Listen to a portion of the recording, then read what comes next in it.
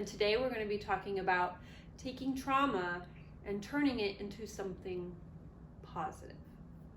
Yes, this is a question that came in on Facebook, and I thought it was a great question because a lot of times people are suffering so intensely, they might not think there's any upside to it. And then I want to talk about like a real positivity and not a false positivity. Like, you probably heard that saying, whatever doesn't kill you makes you stronger. Mm-hmm. I don't subscribe to that, actually. I think that saying is harmful. Yes, sometimes it makes us stronger, and sometimes it weakens us for decades. Okay, sometimes it hurts our bodies, as we've talked about in other videos, and sometimes it hurts our ability to connect and get love the way we want to. So it is really important that we prioritize healing from trauma so that we can move into the positive realms of that. Fortunately, the good news is that healing is possible, and I do not subscribe to the view that some therapists have that you have to learn to manage and live with trauma the rest of your life. I think, I've done it, I've helped my clients do it, you can totally heal your traumas. It might take some time to get to that level of healing, but it's possible and desirable. So it's exciting because there's a new sort of area of psychology that's been looking at what they call post-traumatic growth, meaning after PTSD and traumatic stressful experiences, there's a super upwelling of growth in people and their lives that comes from the act of walking all the way through that trauma to the other side with the help of a healer, a therapist, loving friends, whatever you need to get there.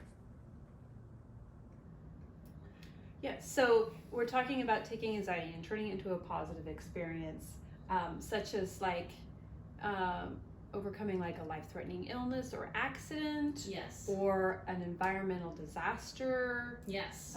All of those things. I'm a medical social worker as well as being a psychiatric social worker. So actually my area was oncology, and I worked with metastatic cancer patients as well as non-metastatic patients.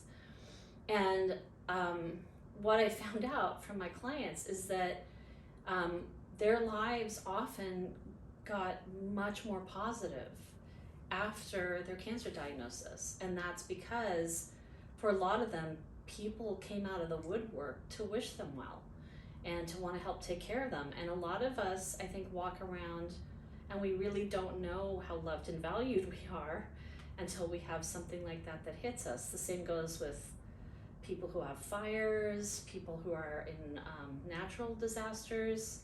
We have organizations like Red Cross and GoFundMe accounts where total strangers are contributing money to help people, and it uplifts us to have that happen. And my mother got cancer when she was 63 and was fully astonished, and to this day, and she's 92 now, good news, she's 92, she maintains that cancer was one of the best things that ever happened to her. At the time, it was very traumatic, and they were doing radical mastectomies at that time, and she got one.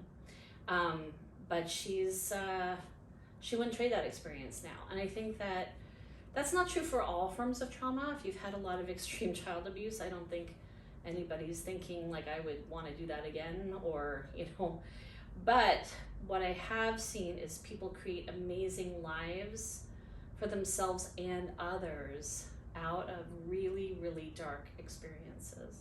Yeah.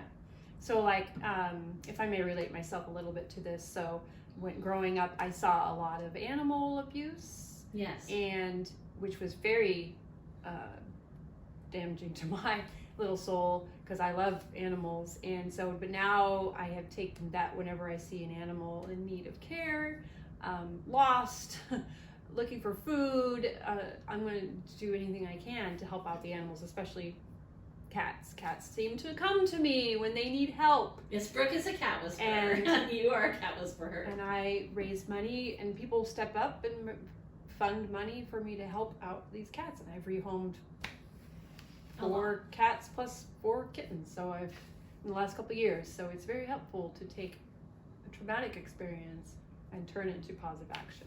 Yeah, exactly. And Brooke, you are kind of known for that in your circles. People know I am a cat lady. Cat lady. Yep. Yeah, I think that's a great example, because it, underneath that trauma is compassion, right? And that trauma activates the compassion, and it makes us want to help. People sometimes ask me, what is the meaning of this? Like, why did I go through this? Did I sign up for this?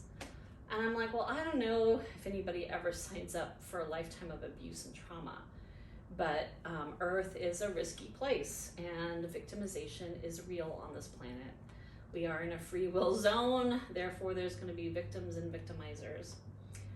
So we can't necessarily choose not to be hurt or traumatized in this lifetime, but what we can choose is the meaning that we make out of that.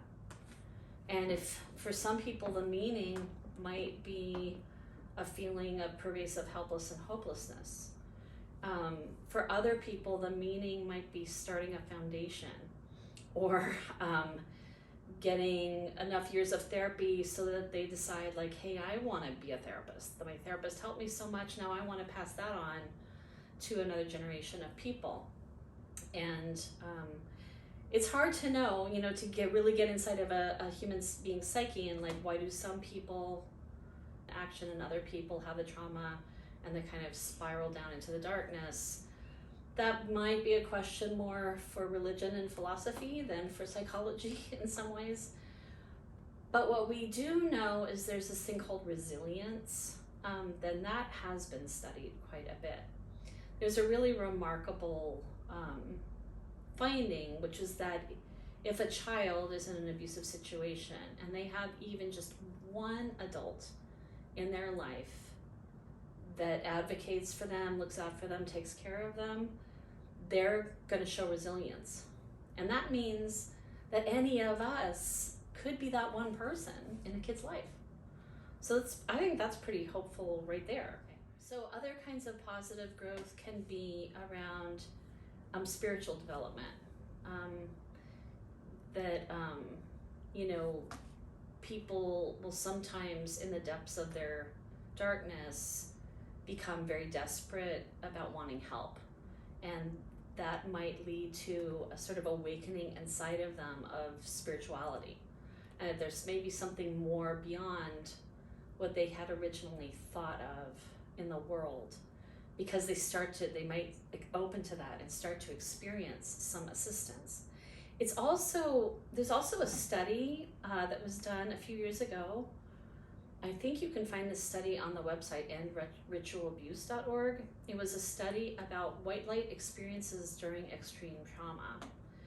And they interviewed a bunch of people who had experienced very extreme torture and trauma, and found that a very large number of them had major spiritual experiences happen during that event. And to the point where the people that had happened to knew beyond a shadow of a doubt that there was a greater, more benevolent consciousness in the world than they had realized. I think that's a pretty good outcome. It's terrible to have to go through something to get to it, but if you have to go through that, then it's great that it gets balanced out. And I know for myself, there was this interesting thing that used to happen when I was in treatment in my trauma years, where I would process something that was really very troubling and disturbing, and I'd be very upset about it in my work, and then I'd go home, and that night I would have a very blissful divine dream that really would heal me in the evening. And in the book Waking the Tiger, I believe, Peter Levine writes about, he calls a negative trauma vortex, but he talks about the positive trauma vortex. And I think that's an interesting idea, because I feel like I've seen that both as a treater and as a sufferer, that to the degree that we can open to our pain is also the degree that we can open to kind of higher level experiences. And even if you look at Alcoholics Anonymous, organizations like that, you see that people in those groups grow tremendously as human beings, in the course of their work, where if they'd had very ordinary, uneventful lives, they may not have. And again, I'm not recommending that we go out and traumatize people so they grow. Although there are some cultures that have done that historically. I mean, in indigenous cultures, there was often a small ritual trauma that would be given to the shaman student or some members of the tribe to facilitate their growth, because we do know that traumatic experiences can open up perception and growth. So it's an interesting topic, and I would love to see it studied more. Yeah, so it's just little steps. Little steps. Little steps to find something, and then it can grow and become very because positively impactful in the world. Yes, exactly. Because as you take those steps to higher and higher places, you increase your capacity for that expression. So, thank you. Well, thank you for sharing. Yes. If you want to help me heal the world one person at a time, please like, subscribe, and share my YouTube channel with your friends and loved ones. Peace and blessings, everyone. Bye.